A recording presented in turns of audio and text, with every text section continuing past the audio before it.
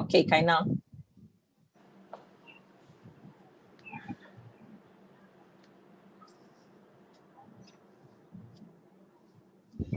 Olá, gente, muito boa noite a todos vocês que nos acompanham, nos dão aqui a grata satisfação de continuar conversando francamente com os candidatos a prefeito de São Luís. Na noite desta quinta-feira, o nosso entrevistado, o nosso convidado é o candidato do PSB, Bira do Pindaré, que já está aqui com a gente. Eu vou dar uma boa noite especial agora para ele, para uma saudação breve inicial. Boa noite, candidato Bira, tudo bem? Tudo bom, boa noite, Dalva, boa noite, Felipe, boa noite, Célio. Prazer muito grande estar aqui com vocês. Vamos aí bater esse papo gostoso nessa noite maravilhosa em São Luís do Maranhão. Vamos lá. Vamos lá. Bom, candidato, nós teremos 1 hora a partir de agora para bater esse papo, conversar, lhe conhecer melhor e apresentar a pessoa, além do candidato que quer chegar à gestão municipal. Esse nosso bate-papo é transmitido no portal O Imparcial e também no Facebook do portal do jornal O Imparcial. Então, se quiser compartilhar o link, é só ir lá no nosso portal e mandar nos grupos de WhatsApp, espalhar que hoje o nosso entrevistado é o candidato Bira do Pindaré. Aqui ao meu lado, só que não exatamente aqui ao meu lado, virtualmente nós estamos aqui usando e abusando da tecnologia.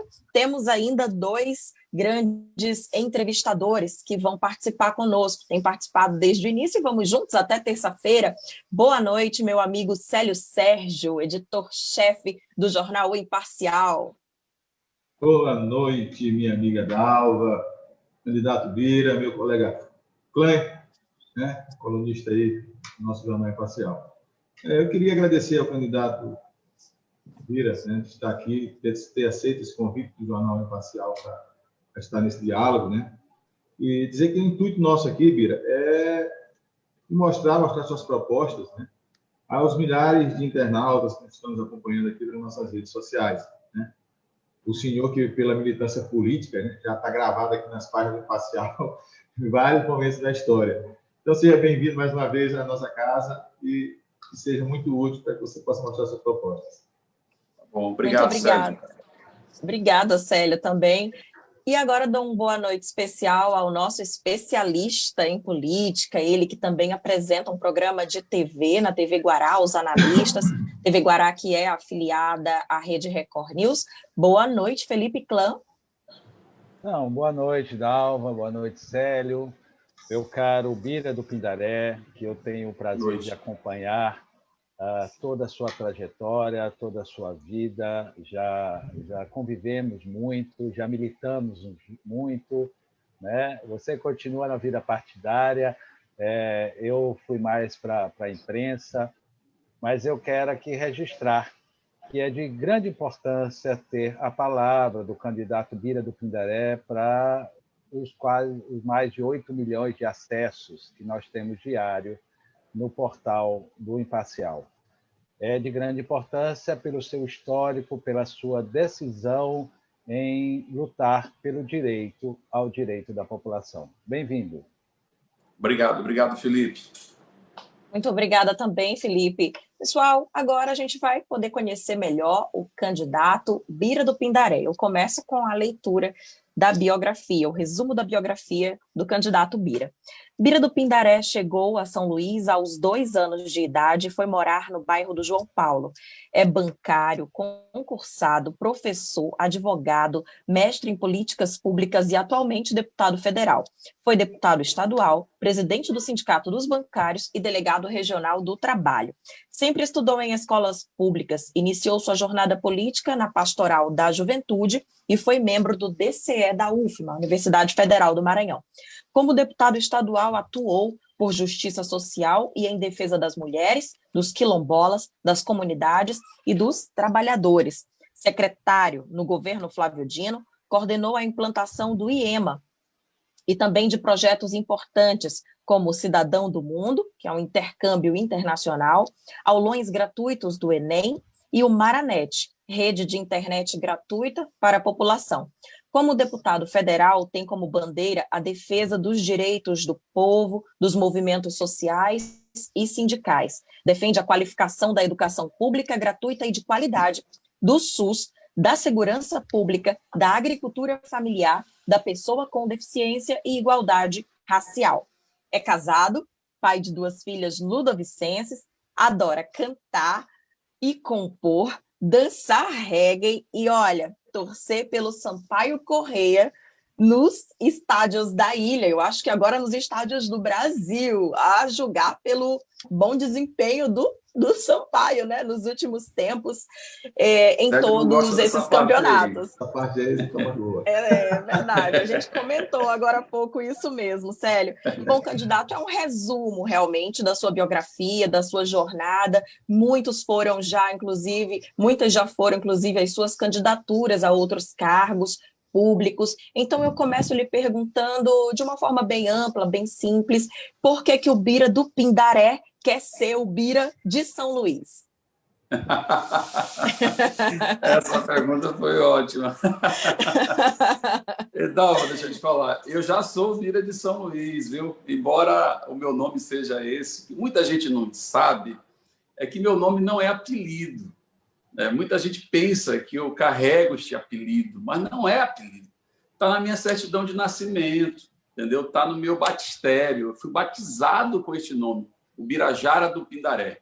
Mas a minha história de vida, como relata aí na minha biografia, toda ela é em São Luís do Maranhão. Eu cheguei com 2 anos de idade, 2 aninhos só. Eu aprendi o senhor nasceu, nasceu na região de Pindaré? Não, eu nasci na cidade de Pindaré. Na cidade, muito bem. Foi. Tá certo. Eu nasci ali na cidade de Pindaré. E não foi maternidade, não, viu? Foi pela mão de parteira. Dentro de casa. Dentro de casa, dentro de uma bacia. Então, 2 anos de idade eu cheguei aqui, e aí toda a minha história de vida é em São Luís. Então, realmente, as pessoas às vezes até confundem, né? Poxa, mas ele é de Pindaré, o que ele tem a ver com São Luís? Eu digo, eu não sou de Pindaré, meu nome é que é Bira do Pindaré. Então, é uma luta, não pensa que é fácil isso, não. Entendeu? Inclusive, perguntaram para mim sobre essa questão que apareceu, o Bira apareceu com uma rejeição estranha, ninguém consegue entender. Nós pesquisamos sobre isso e constatamos que a maior parte daqueles que diziam que não votariam em mim é porque achava que eu era do interior. Não, esse não tem nada a ver com a gente. Ele é do interior, não vou votar nesse cara, não. Entendeu? Porque é o Bira do Pindaré. Então, isso confunde um pouco as pessoas, mas eu me orgulho demais do nome que tenho, faço questão de ostentá-lo. Né? Quando eu era menino, isso era motivo de como é que a gente chama? Nos dias de hoje seria o quê? Bullying? Bullying, a gente chama de bullying. Então, era motivo de bullying quando eu era menino.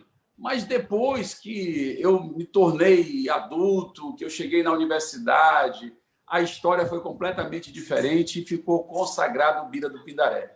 Então, mas o Bira do Pindaré é de São Luís, sempre viveu em São Luís, todas as lutas sempre travei aqui, toda a minha vida, estudei, trabalhei, né? Quer dizer, trabalhei mesmo, com carteira assinada. Né? Você sabe que eu sou bancário, concursado desde os 19 anos de idade. Né? Então, isso me permitiu abrir uma perspectiva de vida muito diferente da maioria da minha família e dos meus amigos e vizinhos, porque eu venho da periferia.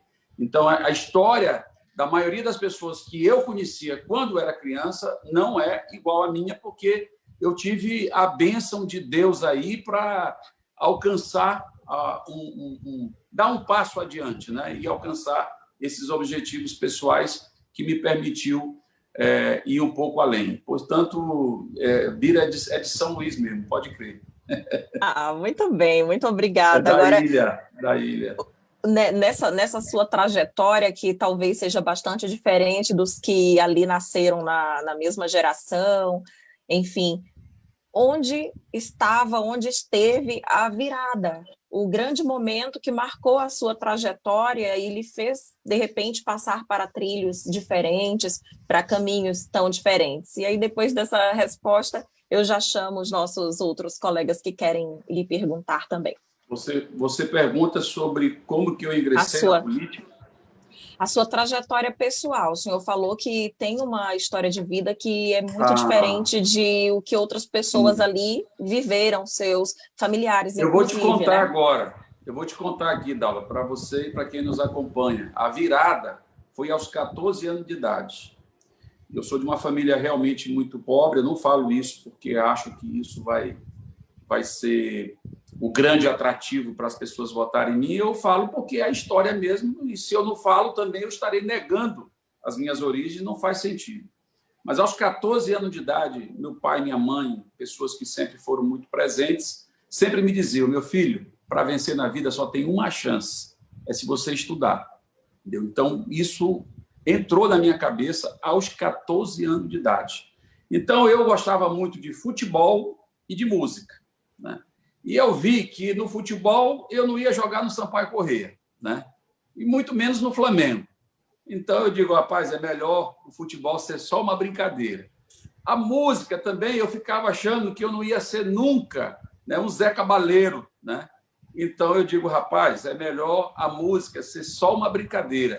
E eu decidi, né, estudar. E aí estudei para poder entrar na Escola Técnica Federal, que era a melhor escola pública que nós tínhamos no Maranhão, e era a única, né, porque só funcionava ali no Monte Castelo, né, vocês sabem disso. Depois o IFMA se expandiu, mas na época, para entrar na Escola Técnica Federal, era um vestibular concorridíssimo.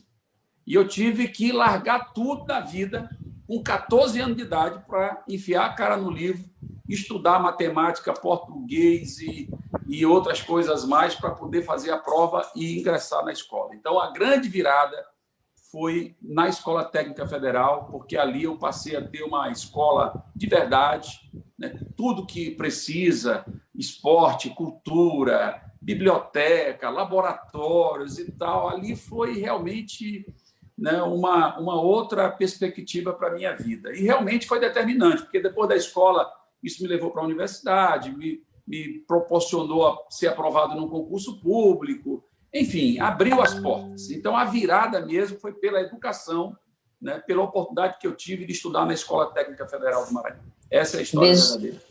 Vejamos aí a importância da educação, né? Educação, é isso De um mesmo. modo geral. Bom, eu pego agora, então, esse gancho para já chamar o Célio Sérgio, editor-chefe do Jornal Imparcial, fazer o seu primeiro questionamento. Célio. Bem, Bia. Então, do IFMA para o IEMA, né? Exato, exato. Aliás, Célio, a minha inspiração do IEMA é a minha experiência de vida, né? Aquele modelo educacional que nós conseguimos montar ali no governo Flávio Dino, ali tem uma carga muito forte da minha experiência de vida, né? E eu acho que valeu a pena, porque a experiência de vida, no caso do IEMA, eu acho que fez muita diferença para ter uma qualidade, a qualidade que tem, né, inclusive. E nessa sua trajetória política, né, você militou muito aí nas minorias, nas classes, e existem vários candidatos se posicionando candidatos de esquerda, que são essas bandeiras que o senhor defende, né? Qual a diferença da candidatura do Bira, da esquerda do Bira, para essas demais esquerdas que se apresentam aí hoje à frente, todas apoiadas até pelo governador Flávio Dino? O que o Bira é diferencial dessas bandeiras da esquerda e como candidato de esquerda? Eu não quero julgar ninguém. Eu acho que todas as pessoas merecem respeito, cada um da sua forma, do seu lugar. Mas eu sempre fui presente em todas as lutas. Eu não sou um cara de esquerda para ficar apenas com a cara no livro, né? Quer dizer, eu fui um militante, né, sempre presente nas lutas do povo maranhense, desde muito cedo. Eu estava me lembrando hoje que a minha primeira passeata, eu tinha 15 anos de idade, né? Então, de lá para cá, eu nunca mais deixei de me envolver nas lutas sociais, populares, né, da cidade, em várias pautas que diz respeito à questão comunitária de bairro, pautas estudantis, pautas sindicais, pautas mais amplas, ambientais, pautas identitárias, como a questão da negritude, né?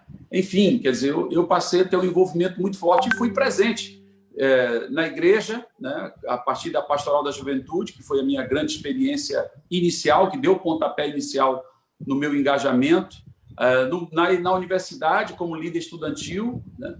Depois, quando eu ingressei no banco por concurso público, eu virei presidente dos sindicatos bancários e ali sempre muito intenso, e em todas essas fases, muito envolvido na luta, não só específica de cada segmento que eu liderava, mas também na luta geral do povo.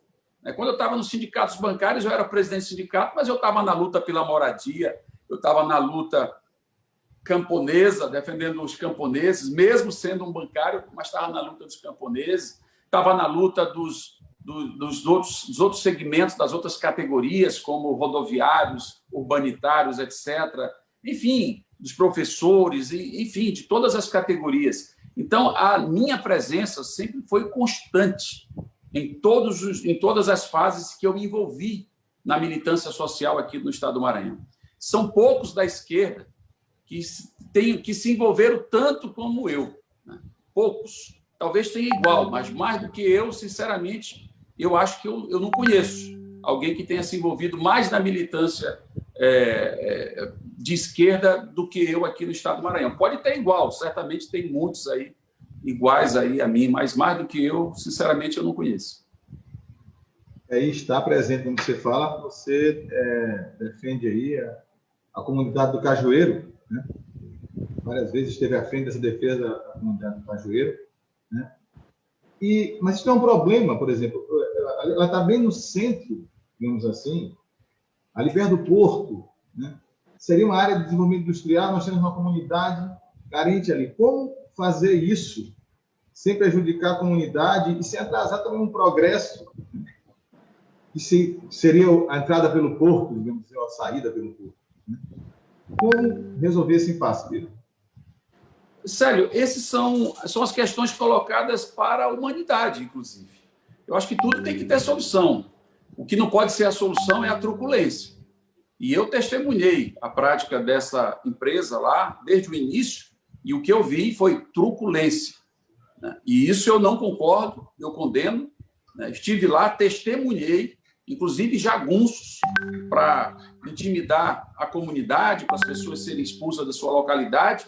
Esse tipo de prática não tem acordo comigo, né? Eu estou fora, completamente fora, não aceito nenhuma hipótese. Então, é preciso que a gente compreenda que as pessoas precisam ser respeitadas. Mesmo o caso lá de Alcântara, mesma situação de Alcântara. Você sabe que eu votei contra esse acordo entre os Estados Unidos e o Brasil para explorar a base, não pela questão da base em si, mas porque não respeitaram, mais uma vez, as comunidades quilombolas, que é o nosso povo. É o povo maranhense que mora lá nos territórios e que hoje estão ameaçados de expulsão. Então, esse tipo de prática, de conduta, é que eu, particularmente, não concordo e não aceito. Só para passar para o plano aqui, o senhor foi da Comissão Mista lá de Defesa dos Quilombolas. Mas eu quero saber o seu plano de governo, a construção do plano diretor da cidade. Como vê isso, essa região ali do Porto de Itaqui? Essa região lá no plano diretor. Eu tenho posição, está no meu plano de governo, que o plano diretor vai ser revisado e vai ser aprovado na nossa gestão com ampla participação popular. Nós vamos convocar o Congresso da cidade, coisa que nunca ninguém viu, né? Reunir todas as organizações sociais de São Luís para decidir sobre o plano diretor, que é a lei mais importante do município. Agora, com um detalhe fundamental: não abro mão, de maneira alguma, de que a área rural seja preservada. Certo? Seja preservada. Eu entendo a necessidade de que haja desenvolvimento, de que a gente possa ter estrutura logística ali presente, já existe, inclusive, tá certo? Mas nós precisamos compreender o direito da nossa população e a necessidade da gente ter um plano de desenvolvimento na cidade que possa explorar as nossas vocações originais. Nós temos vocações nessa cidade. Temos vocação para porto? Temos, uma vocação portuária. Já existe Porto do Itaqui, tem outros portos, etc. Isso aí é uma vocação que precisa ser explorada, mas não é a única. Nós temos vocação para a pesca, moramos no litoral, não exploramos isso. Temos vocação para a agricultura familiar, com essa área rural imensa que nós temos em São Luís, não exploramos isso. É uma vergonha você ter que ir no supermercado e comprar farinha d'água que é fabricada em Bragança, no Pará, ou comer uma jussara que, na verdade, não é jussara, é o açaí que vem lá do Pará. Por que a gente não cultiva aqui, gerando trabalho e renda? Então, é essa visão que eu quero despertar para um projeto de desenvolvimento que seja capaz de explorar as nossas vocações e incluir a sociedade, as pessoas mais carentes, gerar trabalho, renda, desenvolvimento inclusivo. Então, é isso que nós queremos, vocação para a cultura, para o turismo. E isso nós temos que explorar, né? Então, eu penso que temos que ter um projeto muito claro e o plano diretor é decisivo. E eu garanto a você que, na nossa gestão, a área rural vai continuar sendo a área rural. Bom, candidato, agora eu já chamo o nosso próximo entrevistador para suas primeiras colocações, questionamentos. Felipe Clã, com você. Então, eu conheço, como eu falei, eu conheço muito a luta de Bira. Inclusive, um detalhe importante, porque aqui não é só política, aqui é a vida também do candidato, é a gente saber mostrar o lado gente de cada candidato, né? Eu já tive o prazer de escutar Bira tocando violão e cantando, e numa praça de Colinas. Nunca me esqueço disso. Governo de Jackson Lago, eu e Bira fazendo talvez o que tenha sido o último encontro, né? O último projeto de encontro de um governador com a sociedade civil. Exato. E nós rodamos o Maranhão todo organizando para que o Jackson estivesse conversando com a população e entendendo, sem atravessadores, sem políticos, né, como que deveria ser, como, quando e por que deveria ser feito as políticas, os projetos. Foi um projeto belíssimo e que, se não tivesse a participação de Bira do Pindaré, com seu conhecimento, com todos os movimentos sociais do Maranhão, porque era impressionante, onde nós passávamos, o Bira era conhecido. O Bira era referência, o Bira conversava naturalmente com essas pessoas, porque já tinha ido para a luta com eles, porque eles conheciam a luta do Bira.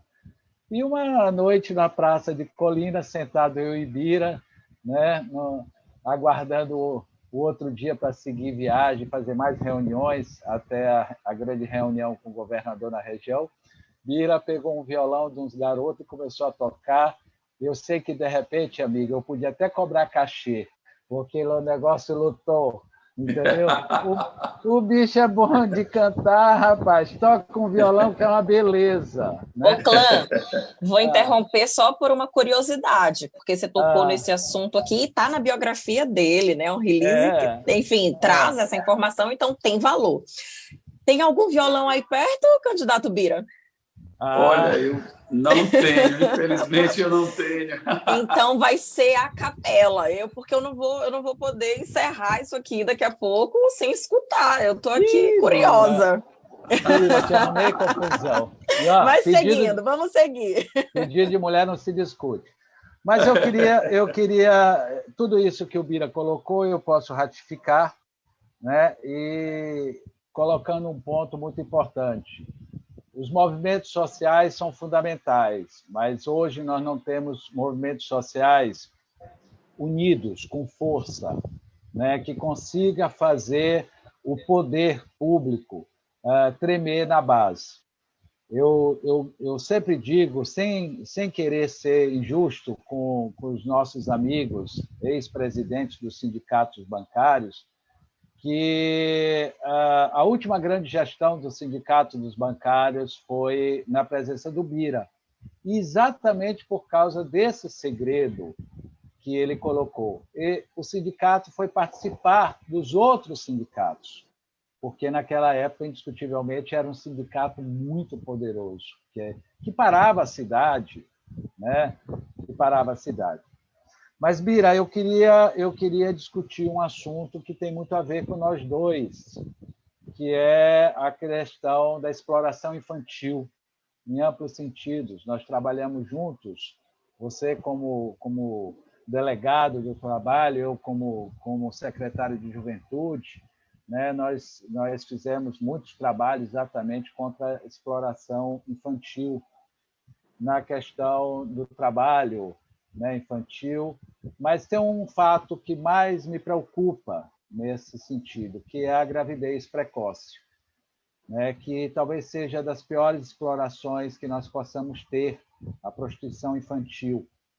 E aí eu pergunto a você, candidato, como é que você vai atuar, né? Como é que vai ser essa veemência? Porque nós não vemos mais os poderes, né, indo de confronto com esses exploradores, né? Nós vamos aos mercados, nós vamos aos postos de gasolina da BR, aqui mesmo, da BR de São Luís, né? E vemos as meninas sendo exploradas, meninos sendo explorados. Nós ainda vemos muito o garoto que, para comer aquele dia, né, tem que estar carregando as coisas na feira, né? E eu gostaria de saber como é que vai ser esse projeto de tirar essas crianças, mas dando condição à família, para que a família também o alimente, para que a família o proteja, que a família consiga entender a importância dessa relação, né, de blindagem da fase mais importante, que é a fase da infância e da adolescência. Ô, Felipe, a solução não tem outra receita, é educação. O lugar de criança é na escola e nós temos que qualificar as nossas escolas para acolher bem as crianças e o adolescente, para ser um lugar onde ela tenha gosto de permanecer e ela possa ali, inclusive, se realizar plenamente para não ter que cair nessas armadilhas do trabalho infantil, por exemplo. Você não vai conseguir resolver isso de outra forma. Embora tenha programas específicos, né, para enfrentar situações como essa, como era o PET, né, Programa de Erradicação do Trabalho Infantil. Eu fui delegado do trabalho, acompanhei muito essa temática, mas aquilo é uma atuação pontual, né? O que resolve mesmo, ao meu ver, é a educação. Então, se você tiver boas escolas, né, escolas com ambientação adequada para a criança ou adolescente, com equipamentos internos, eu não proponho nada mirabolante. Eu acho que as escolas têm que funcionar. É isso. Aliás, o meu plano de governo ele é muito baseado nessa ideia, na ideia de que, ao invés de ficar inventando coisas, colocando nomes de fantasia, né, enganando as pessoas com maquiagens, nada disso. O que nós queremos é que funcione. Então, se a escola municipal, mesmo essa que já estiver aí, se a gente colocar ela para funcionar, um ambiente adequado, com as condições apropriadas, uma climatização, uma logística mínima que dê gosto para a criança ir para lá e sabe que ela lá vai encontrar as coisas boas que ela gosta de ver, que ela gosta de se envolver, com certeza essa escola vai ser a grande estratégia para a gente enfrentar o trabalho infantil e outras mazelas, né? Porque tudo passa pela educação. Contei minha experiência de vida aqui. Então, eu acredito muito nesse potencial. Vamos fazer escolas de tempo integral? Vamos, mas não vão ser todas. Se você disser que todas vão ser de tempo integral, o candidato está mentindo.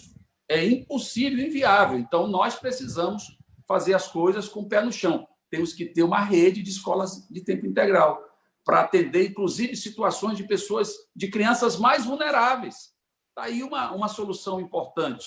Se você tem crianças que estão em situação de extrema vulnerabilidade, se envolvendo, inclusive, com o trabalho infantil. Se você traz essa criança para dentro de uma escola de tempo integral, você está resolvendo, enfrentando o problema de maneira prática e com uma solução que realmente é consistente. Porque aquela criança não vai ficar mais um dia ociosa. Ela vai ter um lugar para ficar e um lugar que ela gosta de estar. Com tudo que ela precisa, de alimentação, de lanche, de esporte, de cultura, etc. Então, eu defendo a escola de tempo integral. O nosso modelo de educação vai ser inspirado no IEMA, são escolas plenas, e é nisso que eu aposto. Todas as fichas. Tem dinheiro, porque nós aprovamos o Fundeb, né, com o meu voto e com a minha participação, porque eu sou membro da Comissão de Educação na Câmara, e com os recursos do Fundeb, que vão ser incrementados agora, com certeza nós vamos ter capacidade de fazer investimentos para a melhoria da educação pública em São Luís.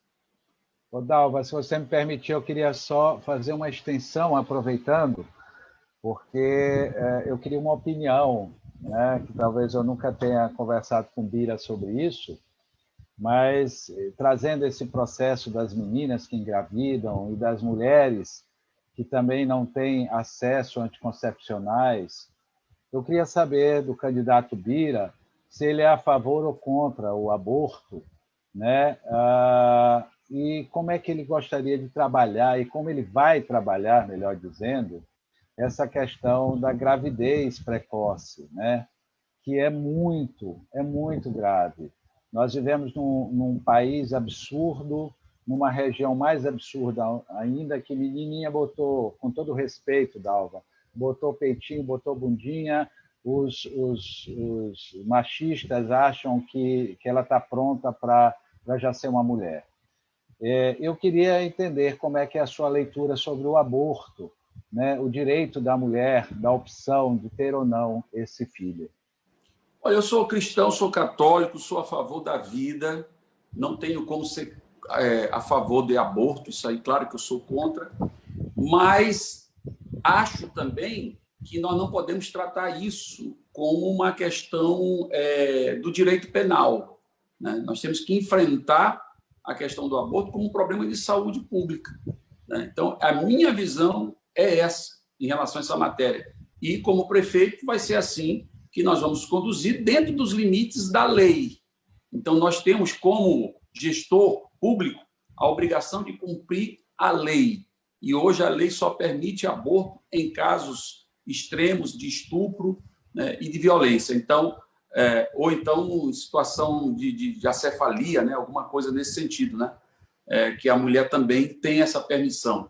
Então, isso aí não é uma questão que vai ser resolvida no município, porque não é uma pauta municipal, é uma pauta federal, que nunca foi resolvida no âmbito federal, né? Mas eu entendo que nós temos que ter todo o amparo necessário para que as mulheres possam ter a orientação possível, né, dentro de uma política que nós vamos fazer, inclusive, de fortalecimento da organização das mulheres em São Luís. Nós vamos criar a Secretaria da Mulher, por exemplo. Desculpa, teve um probleminha aqui. Nós vamos criar a Secretaria da Mulher. Eu queria até pedir aqui para a assessoria, se alguém estiver me ouvindo, para trazer aqui um carregador, que eu estou vendo que está avisando que a carga está indo embora, viu? Tomara que não despenque. Deixa eu ver se tem alguém aqui ouvindo para me providenciar um carregador. Eu estou no celular. Então, nós vamos criar a Secretaria da Mulher, vamos ter uma política de paridade. Não sei se tem outro candidato defendendo isso, mas eu defendo. Paridade significa que o meu secretariado vai ser metade homens e metade mulheres. Então, isso é uma questão, para mim, determinante. Nós estamos vendo agora, não tem uma mulher candidata a prefeito em São Luís. E você não muda isso se você não tiver políticas afirmativas. E eu vou começar fazendo isso na gestão da prefeitura. Metade serão homens e a outra metade serão mulheres. É assim que a gente cria as condições para que as mulheres possam ter o protagonismo necessário dentro da esfera política, que hoje realmente as mulheres estão subrepresentadas, infelizmente. Bom, candidato, essa foi, de fato, a primeira vez que eu ouvi alguém falar e, de uma certa forma, até se comprometer a fazer desse jeito, como o senhor acabou de colocar aqui. Eu ainda, pelo contrário, em uma das entrevistas aqui, um candidato defendeu um ponto de vista bem diferente, de que ele não quer se importar com quantidade, ele quer se importar com preparo e muito menos representatividade. Bom, de qualquer forma, eu preciso dizer que nós estamos a aproximadamente 40 minutos do início da live. Temos ainda 20 minutinhos. Será que o carregador para gente? Não chegou. Vou jogar aqui uma moeda aqui para ver se alguém... Eu já pedi aqui para a Sárid, viu? Eu tomei a liberdade. Mandou a mensagenzinha ali para a assessoria. Mas Sárid não gosta mais de mim. Eu estou desconfiado disso, entendeu? Minha colega Sárid. Candidato, então, assim, voltando a uma das questões que o senhor colocou aqui a respeito da educação e levando em conta que os tempos de hoje não são nada, talvez, parecidos com o que se viveu anos, décadas atrás, a gente tem aí a presença hoje muito forte já de facções dentro de escolas, com meninos e meninas em idade escolar, do ensino fundamental, então crianças ainda, que vivem nessas comunidades, e Paulo Freire já dizia isso. Numa educação ou num ambiente opressor, o sonho do oprimido é se tornar um opressor. Então, vivendo ali naquela comunidade, de repente, naquelas condições, talvez essas crianças ainda não tenham percebido o valor da educação tanto quanto o valor de fazer parte de uma facção. Como é que o senhor avalia isso? E que trabalho seria possível fazer para afastar as drogas, o tráfico, os crimes de dentro do ambiente escolar?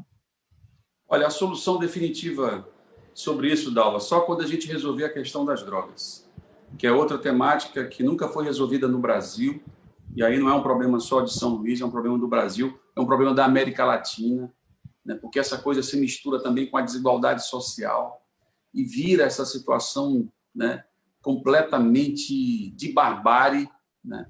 E que agora a gente tem que conviver assim quase que com naturalidade com essa ideia de facções, né? De grupos criminosos organizados que dominam comunidades, né, a ponto, né, de interferir até na dinâmica de reprodução social. Então, esse tipo de situação a gente só vai resolver quando resolver a questão das drogas. Agora, enquanto essa solução não vem no plano nacional ou internacional, eu creio que o município, a prefeitura, tem que tomar iniciativas de trazer para dentro da escola uma política de acompanhamento em relação às crianças, a partir de um trabalho de formação também dos professores, da relação com a comunidade, uma construção que deve envolver a todos e a todas, inclusive as organizações, começando pelas igrejas, porque é preciso que as igrejas se envolvam com isso. Que eu fico querendo até entender sociologicamente como é que a gente tem tanta igreja hoje e, ao mesmo tempo, tanta violência e tanta criminalidade. Tem alguma coisa que não se encaixa. Então, é preciso também envolver as igrejas nessa tarefa de levar uma mensagem que possa conscientizar desde a infância para a gente ver se a gente constrói uma cidadania mais sólida de enfrentamento a essa situação. Veja, é uma mobilização que não depende só do poder público. É uma mobilização que depende de toda a sociedade. Porque quando você se envolve, ou quando a gente chega nesse nível de falência diante das drogas, é porque tudo falhou. Falhou a família, falhou a escola, falhou a igreja, falhou todo mundo. Falhou os meios de comunicação, falharam. Todos nós falhamos. Então, é preciso haver uma mobilização que envolva todos e todas para a gente poder superar essa situação. Agora, penso que a política estratégica para a gente poder enfrentar essa situação e, principalmente, o extermínio da juventude negra hoje na periferia é você ter um trabalho voltado para essa juventude. Para mim, a grande carência é trabalhar com a juventude, porque é bem ali o divisor de águas. Se você tiver política de inclusão social, com esporte, com cultura, com política de acesso à universidade, com políticas de acesso ao emprego e à renda para o jovem, aí você vai começar a ver uma diferença do ponto de vista, né, dessa situação que a gente tem hoje de criminalidade. Eu aposto nisso. Nós temos um programa no nosso plano de governo chamado Nossa Linda Juventude. E eu entendo bastante disso, debati demais esse assunto, porque eu venho da Pastoral da Juventude e sempre discuti muito as políticas de juventude. E o que a juventude procura é isso. Ela pensa no acesso à universidade, ela pensa no acesso ao emprego, ela pensa no acesso ao esporte, à cultura, cada um tem as suas tendências e os seus interesses e motivações. Então, se a gente oferecer isso para a nossa juventude, com certeza nós vamos ter um quadro completamente diferente. Obrigada, candidato. Célio? Bom, eu vou seguir nessa linha aí da violência, Bira, porque a gente tem uma cidade que tem, na sua maioria, né, sua imensa maioria, uma população negra, né, que é vulnerável, na sua maioria vulnerável, com subemprego, com tudo isso. E você tem as políticas, né? Inclusive, de colocar no seu programa de governo, instalar a cultura afro nas escolas, né? Afro-brasileira nas escolas. É interessante. Então, é bom ter fé nessas coisas. Eu tenho fé, e axé também, a fé e axé, para que a gente possa reverter essa situação dos negros no Maranhão, que são a maioria, né? Essa desigualdade social, como diminuir isso? Eu sei que você até falou no caso das igrejas, que é uma ferramenta que pode ser usada pelo Estado até, como para aproximar e diminuir essa desigualdade, levar emprego. Agora, tem que gerar emprego, tem que fazer essas coisas, porque a desocupação, e aí falando de religiosamente, a cabeça vazia é mente do diabo, né? Então, como tirar esses jovens disso? No seu programa de governo, você fala muito aqui, eu vi que tem concurso municipal, cotas negras cotas para os negros nos concursos municipais. Você pretende fazer concursos para diminuir essa desigualdade? Não, a gente pretende, não. A gente precisa fazer concurso em algumas áreas do município, certamente. O que eu defendo aí dentro desse programa chamado Vidas Negras Importam, você sabe que a questão do racismo, ela ganhou aí uma força muito grande no cenário internacional, e o enfrentamento ao racismo também cresceu na mesma proporção, como nunca se viu antes, inclusive, a ponto de mobilizar o país mais poderoso do mundo, que é os Estados Unidos da América. E a gente resolveu pegar essa mensagem, que é mundial hoje, Vidas Negras Importam, e batizamos o nosso programa de governo, que é um programa para a igualdade racial. Vamos criar a Secretaria de Igualdade Racial, né, com orçamento. Vamos valorizar os nossos quilombos, começando pelo Quilombo da Liberdade, que é o maior quilombo urbano do Brasil, né, e ninguém dá bola para isso, ninguém dá importância, e nós vamos dar, porque nós temos que valorizar a identidade da população negra, vamos respeitar as religiões de matriz africana, né, porque é um direito, a religião é um direito de todo cidadão, você não pode discriminar as pessoas pela religião que escolheu. Então, eu sou católico, mas respeito o evangélico, respeito o espírita, respeito também as religiões de matriz africana. Aliás, inclusive, ontem estava reunido com os representantes desse segmento. Vamos fazer a reserva de vagas nos concursos públicos para negros e negras, porque, entendam, São Luís é uma cidade negra. São Luís é uma cidade que tem 75% da sua população que se declara negra e negra. Então, como é que a gente não tem política para esse segmento? E como é que você explica que a pirâmide aqui é invertida? Quer dizer, a maioria está só na base, na minoria aqui, o 1% mais rico e mais poderoso, a maioria é branca. Então, isso não é concebível. É preciso a gente enfrentar essa situação sabendo que isso é um ranço que vem da escravidão. A escravidão não está tão longe assim da gente. A minha bisavó foi escrava. Eu não conheci, mas meu pai conheceu. Veio da África. Então, foi outro dia. E parece que já se apagou da história. Tentam esconder, nós não vamos esconder, nós vamos recuperar essa memória. Inclusive, resgatar também os heróis negros e negras do Maranhão e de São Luís, que são esquecidos. Basta lembrar que na balaiada quem ficou famoso foi o Duque de Caxias, o opressor, né? Mas o líder da Revolução, o grande líder negro Cosme, que foi decepado em praça pública, esse foi esquecido. Então, nós precisamos resgatar, nós precisamos dos nossos heróis, que valorizem, que tenham a nossa identidade. Nós existimos aqui nessa cidade. Então, esse programa, para mim, é um programa muito importante, que eu valorizo demais. Ainda vou falar no horário eleitoral sobre ele, e até porque, como deputado federal, eu tenho liderado essa luta lá no Congresso Nacional como presidente da Frente Parlamentar Quilombola. Então, isso nós vamos defender. Dentro desse foco ainda das vidas negras importam, tem como incentivar a classe privada, a gerar empregos para negros. Quer dizer, você for fazer cotas nas empresas.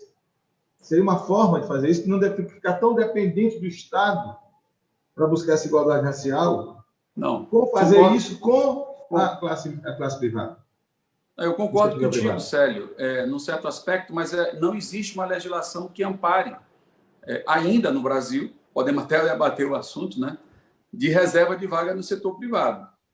Existe uma discussão já teve um concurso, já agora, para a Casa Bahia, seria um concurso somente para negros. Né? Não, na verdade, foi um seletivo. Um seletivo. Foi um trainee. Foi um trainee. Seleção para trainee, que uma empresa decidiu fazer, que foi a empresa... Magazine Luiza, Magalu. Magazine Luiza.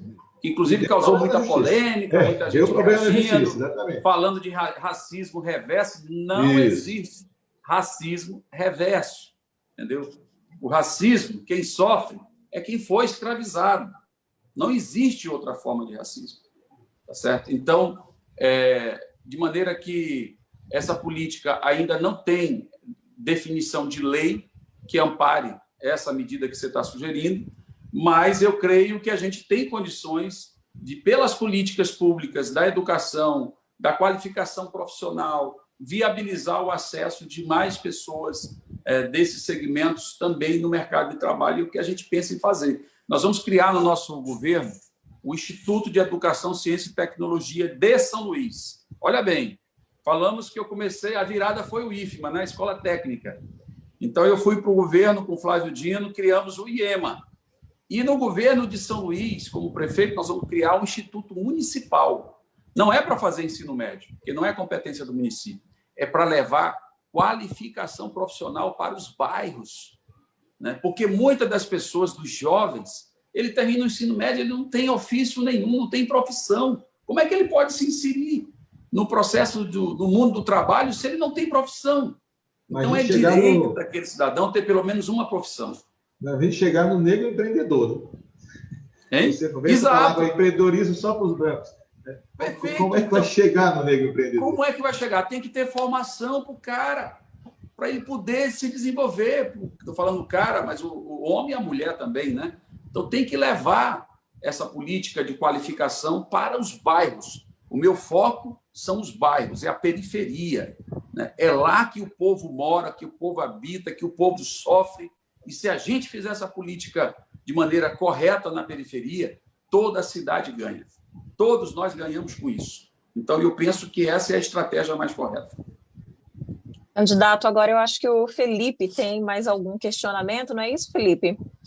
Então, eu queria ir para uma questão. É claro que a renda é fundamental, é claro que a estrutura também escolar é fundamental, né? O currículo, a inserção, as cotas, que infelizmente nós vivemos num país que não recuperou e não deu direito à comunidade negra, né?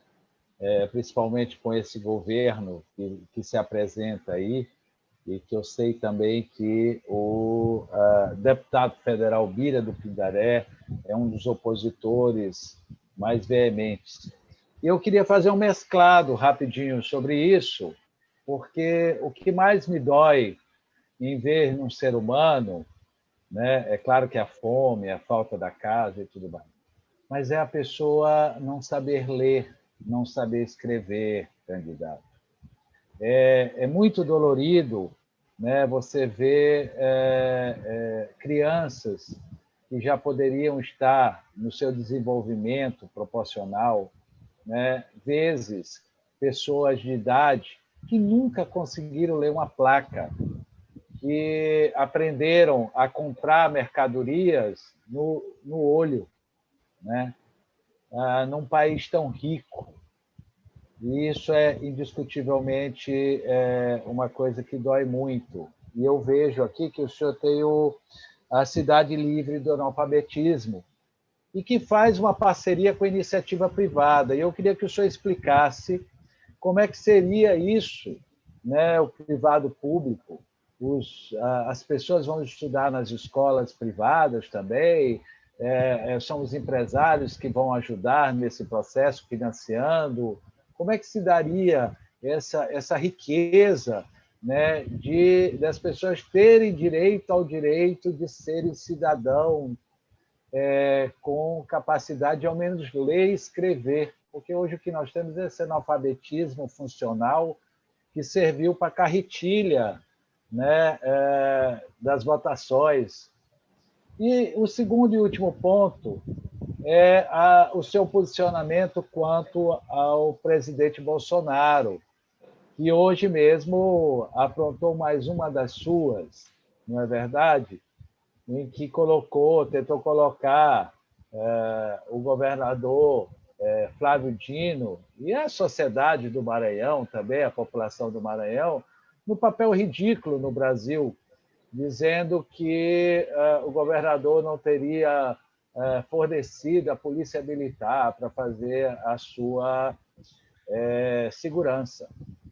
E o senhor, como parlamentar federal, sabe mais do que ninguém que quem faz a segurança do presidente da República é a Polícia Federal e é aquela milícia que o cerca, que para nós que somos da imprensa, né, não mete medo, mas tenta constranger, como o presidente também tenta constranger todos os profissionais de comunicação. Eu queria que o senhor fizesse essas duas leituras para nós, por gentileza. Bom, muito breve, então, né, pelo tempo. A questão do analfabetismo, em São Luís, ele diminuiu bastante ao longo do tempo, mas ainda existe, algo em torno de 5%, salvo engano, e nós temos que zerar esse índice. Então, nós temos esse objetivo. Então, a nossa inspiração é o projeto Sim, Eu Posso, que é um projeto realizado e executado no Brasil pelo MST, e por isso é que eu proponho que haja parcerias com o terceiro setor, com a iniciativa privada, enfim, com todos aqueles que for possível, para a gente identificar onde é que estão esses nichos de analfabetismo na cidade e fazer um trabalho para erradicar. Eu acho que agora o nosso objetivo, por isso que a gente se propõe a ser uma cidade livre do analfabetismo, é erradicar o analfabetismo. Então, isso é absolutamente possível se houver um processo de mobilização social e envolvimento do terceiro setor, da iniciativa privada, enfim, de todos os segmentos, inclusive das igrejas também. Mais uma vez, as igrejas. Eu estou falando das igrejas aqui porque o poder de mobilização das igrejas nos bairros hoje é muito grande, né? Então, a gente tem que reconhecer isso. Então, nós temos que chamar as igrejas também para ajudar nesse trabalho de articulação para a gente poder erradicar o analfabetismo em São Luís do Maranhão. Sobre a questão política nacional, de fato, a minha postura todo mundo conhece, todo mundo sabe, é transparente, de oposição ao governo Bolsonaro. Eu acho que é um governo que tem prestado um desserviço para a história do país, né? Para a história da humanidade, eu diria até. É uma tragédia o que acontece. E aí, cada dia, ele se sucede com esses problemas aí, com essas questões, que, na verdade, serve para ficar animando a torcida, né? E proporcionando aquele momento que ele deseja, que é a sua reeleição em 2022, que ele só pensa nisso. Ele não pensa em outra coisa. Então, ele não se preocupou, né, com a pandemia, dizia que era uma gripezinha, subestimou, não teve nenhuma consideração e respeito pelo distanciamento social, né? Enfim, todo mundo acompanhou e sabe que esses fatos são verdadeiros. E agora está aí colocando dificuldades em relação à aquisição da vacina, selecionando até de onde vai ser o país. Olha, se eu vou me interessar numa pandemia dessa que já matou mais de 150 mil brasileiros e brasileiras, eu vou perguntar qual é o atestado ideológico da vacina, se é da China, se é da Arábia Saudita, se é de qualquer outro canto. Isso não faz diferença para nós. O que a gente tem que saber é o seguinte: a vacina cura ou não cura? Imuniza, vai imunizar ou não o cidadão brasileiro? Se vai resolver o problema, nós temos que adquirir a vacina, não importa de quem seja. Mas ele resolveu politizar a questão da vacina, alegando que não vai adquirir porque a origem, né, o fato de ser da China, não pode ser adquirido porque, enfim, ele tem uma visão, enfim, de uma barreira ideológica em relação à China, porque ele acompanha a linha lá do seu ídolo, né, do seu líder mundial, que é o Donald Trump, presidente dos Estados Unidos. Se Deus quiser, vai perder a eleição lá. Tá certo? Falta pouco. De maneira que... exato. Então, de maneira que a gente está muito firme na nossa luta. Aqui a gente tem focado muito na cidade, na pauta da cidade, mas as pessoas sabem do meu posicionamento, sabem que eu tenho uma coerência muito forte em relação a isso, mas sabe também que, se eu for prefeito, eu não vou ter nenhuma dificuldade institucional de tratar com ninguém, nem mesmo com ele, né, que é um presidente com o qual eu não tenho qualquer alinhamento. E acho que o exemplo está aí, o exemplo do governador Flávio Dino, que é um opositor ferrenho, e o Brasil inteiro sabe disso, mas não deixa de ter relações com o governo e de tratar com respeito. Certamente, essa desculpa que ele inventou, né, para não vir no Maranhão é apenas um pretexto, né, para esconder a verdade, que é a sua aversão ao Maranhão e ao Nordeste. Ele não gosta da gente.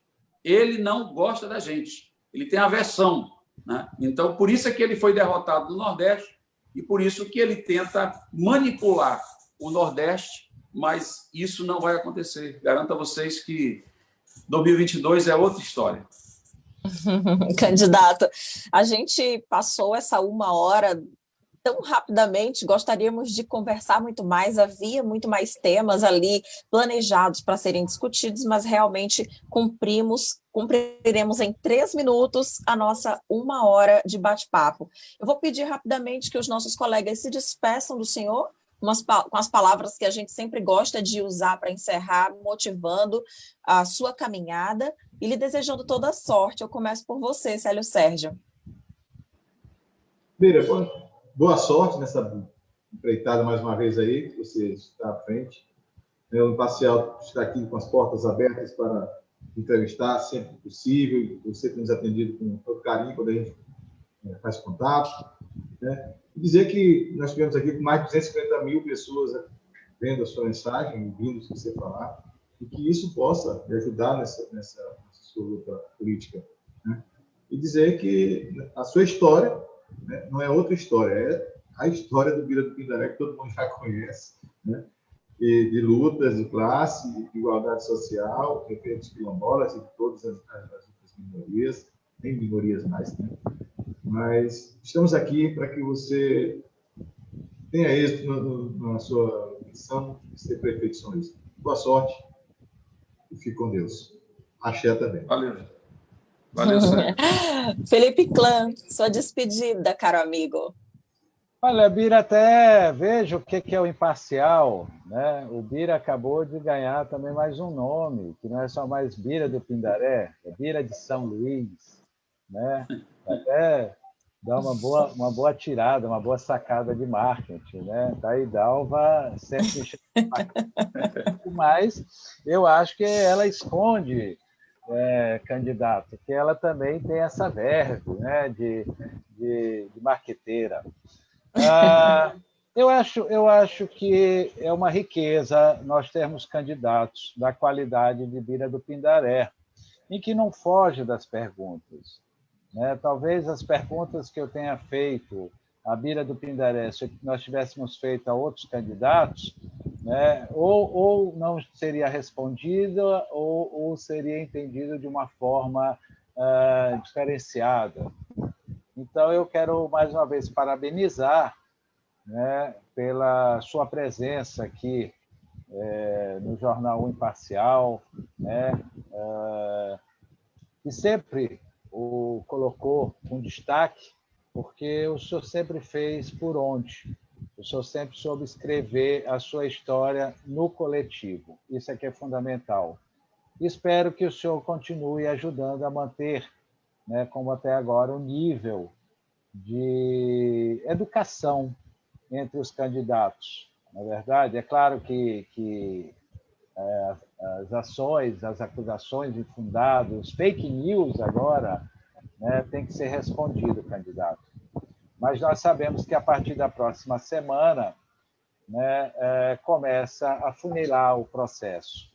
E, infelizmente, tradicionalmente, em todas as eleições, quem é mais desrespeitado não são os candidatos, são os eleitores, são a população, pela briga menor, que é a briga somente pelo poder, e não a briga em ser necessária à população. Muito obrigado e boa sorte. Valeu.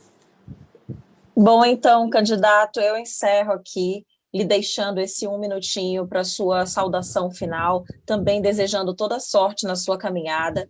Nós lhe admiramos já de longas datas, a sua trajetória é uma trajetória pública, nós já conhecemos. Hoje o que a gente fez aqui foi compartilhar com as pessoas que talvez ainda não conheçam. E quero lhe parabenizar também porque nessa 1 hora, esses 60 minutinhos, a gente em nenhum momento aqui falou de ninguém. A gente falou do Bira e do que ele acredita. Isso é praticamente algo inédito nessa campanha eleitoral que começou aí no dia 27 de setembro. Então, agora eu deixo com o senhor esse momentinho para se despedir, pedir mais uma vez o voto do eleitor e da eleitora aqui de São Luís. Muito bem. Muito obrigado, então, ao Imparcial. Obrigado a você, Dalva. Obrigado, Célio. Obrigado, Felipe. Foi um prazer conversar com vocês, conversar com aqueles que nos acompanham, os internautas, e dizer que estou à disposição sempre que for possível a gente debater sobre esses temas. Dizer que nós estamos animados na campanha, né? Estou aí enfrentando uma empreitada que eu sei que não é fácil, não é simples, mas, ao mesmo tempo, acho que a gente tem que estar pronto para os grandes desafios, né? E esse é mais um grande desafio que eu enfrento na vida. Nunca tive facilidade mesmo, né, na vida inteira, então isso não me assusta, isso não me preocupa, isso faz parte do meu cotidiano, digamos assim. E tenho certeza que cada vez que as pessoas conhecem mais sobre a minha história, sobre as nossas lutas, sobre as nossas propostas, a gente conquista corações e mentes. E é isso que a gente busca, o voto do coração, o voto da consciência. E temos feito isso com o pé no chão, caminhando pelas ruas de São Luís, visitando de casa em casa, levando a nossa mensagem, e temos sido muito bem acolhidos. É impressionante o carinho que a gente recebe em cada casa que a gente chega. E por isso mesmo é que eu tenho um pé atrás em relação a determinadas pesquisas que são divulgadas aqui em São Luís, concluo com isso. Porque se dependesse delas, eu nunca tinha sido eleito para nada, né? Então, eu tenho que ter um pé atrás, porque tem pesquisa aí para todo gosto, e a gente sabe como é que funciona esse mercado, né? Então, aqui não tem criança, né? Todos nós sabemos, e eu tenho muita consciência a respeito disso. Portanto, sigo o meu caminho, né? E aí, Célio, tu sabe, né, que tu que gosta de futebol, que nem eu, só torce para o time errado, né? Mas tudo bem, né? Mas gosta de futebol, né? Tu sabe que o jogo só termina depois que o juiz apita, não é isso? E às vezes ele se decide na prorrogação, é verdade ou não? É, sim. Então é nos últimos minutos ali. Eu vou apostar até o último minuto e, se Deus quiser, a gente vai conquistar esse direito de ir para o segundo turno e ganhar essa eleição. Valeu? Obrigado, Bira, prefeito 40. A nossa vice é Letícia. Aqui Candidato, é outra história. Deu tempo de escolher os versos para deixar uma palhinha? Rapaz, tu tá falando sério. Quem sabe faz ao Agora. vivo. Eu tô falando é sério. Eu quero saber 8 se vai milhões ser... de acessos. Violão. Vamos lá. 8 milhões de acessos. Podemos ajudar aqui com a palminha da mão e acho que é isso aí. Vamos marcar de um jeito diferente o fim dessa live aqui. Pode ser uma composição sua. Conhecida de São Luís. Pronto, vamos de homenagem à cultura. Aqui. Vamos. Só um trechinho. Se não existisse o mar, como seria para a natureza sobreviver? Se não existisse o sol, como seria para a natureza... Não, perdão, desculpa, eu errei aqui. A terra se aquecer. Mas mandou bem. Uma salva de palmas. Vamos lá. O homem viveria na escuridão, mas como existe tudo isso, meu povo, eu vou guarnecer meu batalhão de novo. Pronto! Gente, é nesse clima aqui super festivo muito e bom, alegre que a gente agradece mais uma vez a presença, ainda que virtual, do candidato Bira do Pindaré. Amanhã, o nosso entrevistado, o nosso convidado é o Eduardo Braide. A gente retoma na segunda-feira, entrevistando o candidato Rubens Pereira Júnior. E na terça, fechamos com o candidato Hertes Dias. A todos vocês, uma ótima noite. Até amanhã, nesse mesmo horário, 8 horas, a gente se vê aqui. essa live, esse bate-papo vai ficar disponível na íntegra já, daqui a pouquinho. Só dá tempo de subir aí para as plataformas digitais, todas elas. Gente, um abraço. Boa noite para todo mundo. Tchau, Valeu. tchau. Tchau.